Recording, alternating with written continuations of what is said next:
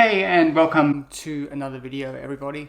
I firstly want to apologize that there wasn't a video last week. I did record this one, and then when I came to edit, I realized that I'd accidentally zoomed it like really close in on my face, so it was kind of useless. But that's alright. I missed a week, and we're back now to do the video again. In today's video, we're going to be talking about biographies and some of the kind of debates around whether biographies are good history, whether they're worth reading, and particularly why I really like to read biographies. You can probably tell by the books that are just above me here. I've got a lot of biographies, I've read a lot of biographies, and they are one of my favorite types of history to read. But biographies haven't always been this way. So I did a little bit of research into why biography hasn't always been seen as the most serious of history books. And Jonathan Steinberg, who wrote a biography of Bismarck back in the early 2000s, actually wrote a blog post on the Oxford University Press's blog back then, talking about some of the reasons why biographies had been shunned by historians and then why they had come back into vogue. And this is what he says. History had to build sociological modes like the totalitarianism model. It had to measure, count, and verify. It had to study structures and functions of the social order drawn from Marxist analysis or Weberian sociology. So this is to say, basically, that biographies are not fitting into what people thought history was. History was supposed to be a serious sociological study of things in the past. And so you were supposed to look at whole structures, you were supposed to come up with grand theories of how things work. And the people aren't supposed to matter that much. At least the studies of the individual people shouldn't tell you all that much about the history that you're trying to understand. And Steinberg argues that the 20th century is when this all changes. Specifically after the collapse of the Soviet Union, which is something that historians and sociologists and economists and political scientists and whole range of academics had been studying for so long, and suddenly just disappeared and almost without a trace just left the face of the earth. And this shifted people's thinking in that actually there are parts to this whole thing that we're missing. And when you look back on the 20th century, you have these figures that are just really, really interesting. And they are larger than life.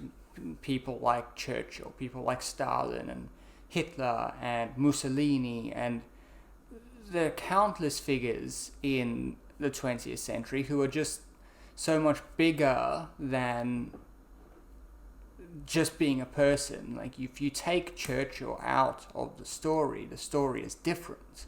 Not just because he's not there, but the outcome is different. You don't have the same 20th century without him. You don't have the same 20th century without Lenin or without Hitler.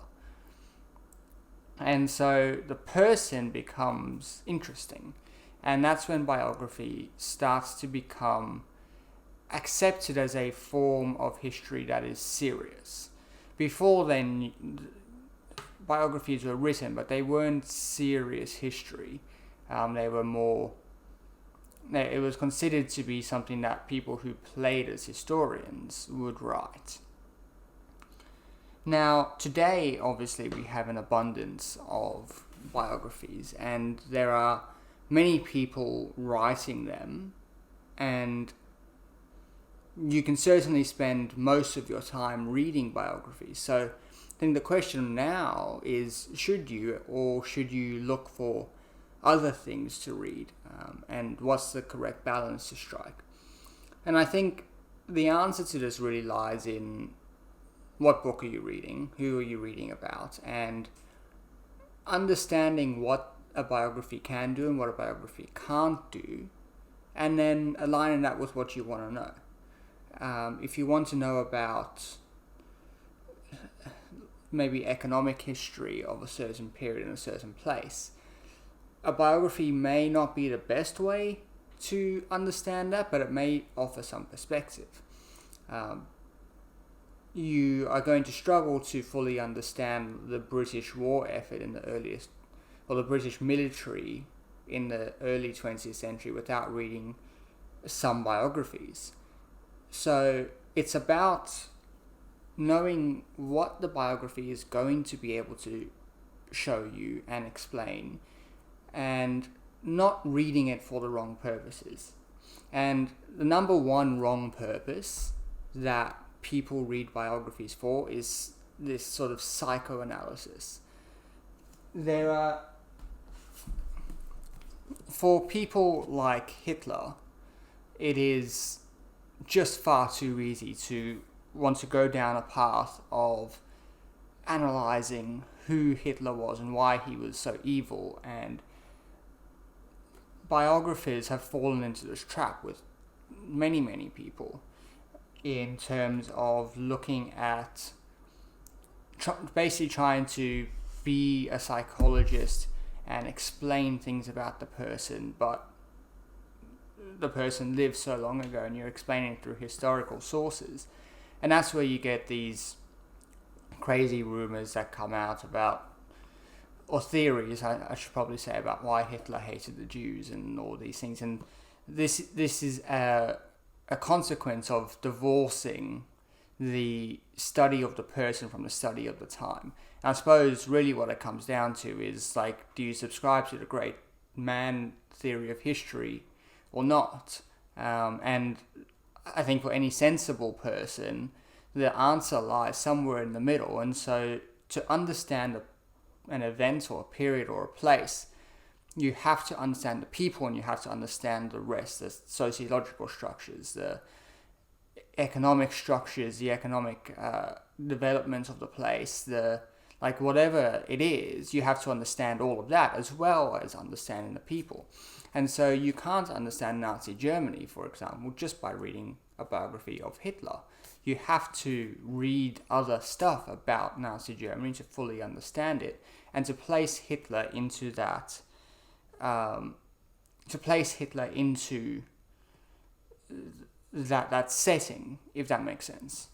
So read biographies to understand a person's story, I think, is really the safest way.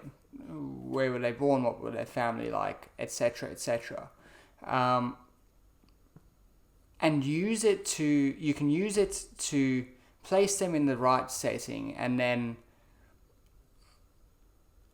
you don't necessarily want to attempt to explain why people did certain things, because often people don't, like, I'm sure we've all made decisions we don't understand why we made them and why we did those things, but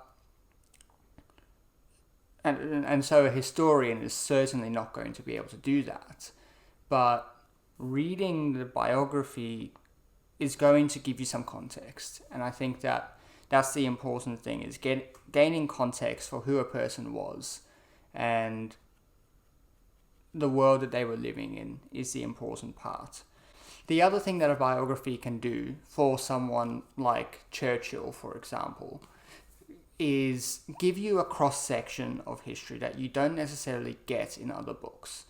You get to see one person throughout their life, and you get to interact with the various bits of history that they were involved in, and interact with it in a fairly detailed way, because you're looking at their perspective. You are really zooming in quite close to things. If you're talking about Churchill and his time at the Admiralty during the First World War, you're getting a really close look at a certain aspect of the First World War, which you're not going to necessarily get from other books that aren't about Churchill, or unless there's a book that's specifically about the Admiralty during the First World War.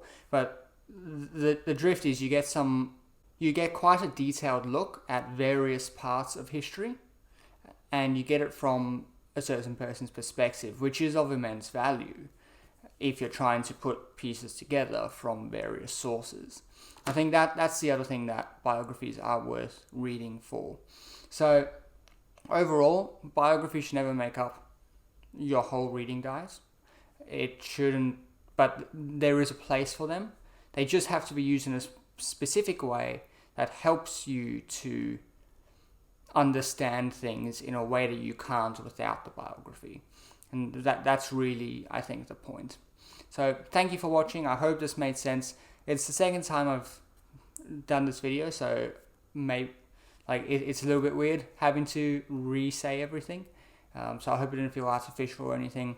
And if you like the video, please give it a like down below. Subscribe to the channel. I'm releasing new videos about once a week, so hopefully you enjoyed. They're all about books, and mostly history books, which isn't around a lot on YouTube. So hopefully you want to subscribe. If you do, thank you, and I will see you next week for another video. Thanks. Bye.